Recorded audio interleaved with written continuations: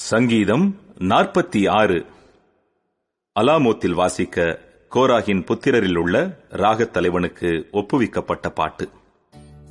தேவன் நமக்கு அடைக்கலமும் பலனும் ஆபத்து காலத்தில் அனுகூலமான துணையுமானவர். ஆகையால் பூமி நிலை மாறினாலும் மலைகள் நடுச்சமுத்திரத்தில் சாய்ந்து போனாலும் அதன் ஜலங்கள் கொந்தளித்து பொங்கி அதன் பெருக்கினால் பர்வதங்கள் அதிர்ந்தாலும் நாம் பயப்படோம். ஒரு நதி உண்டு, அதன் நீர்க்கால்கள் தேவனுடைய நகரத்தையும் உன்னதமானவர் வாசம் பண்ணும் பரிசுத்த ஸ்தலத்தையும் சந்தோஷிப்பிக்கும். தேவன் அதன் நடுவில் இருக்கிறார், அது அசையாது. அதிகாலையிலே தேவன் அதற்கு சகாயம் பண்ணுவார். ஜாதிகள் கொந்தளித்தது, ராஜ்யங்கள் தத்தளித்தது.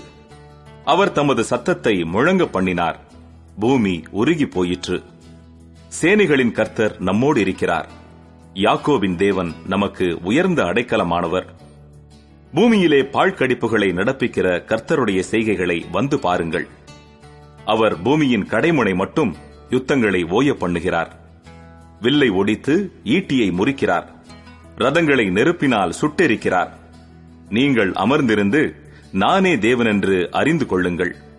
ஜாதிகளுக்குள்ளே உயர்ந்திருப்பேன், பூமியிலே உயர்ந்திருப்பேன். சேனைகளின் கர்த்தர் நம்மோடு இருக்கிறார். யாக்கோபின் தேவன் நமக்கு உயர்ந்த அடைக்கலமானவர்.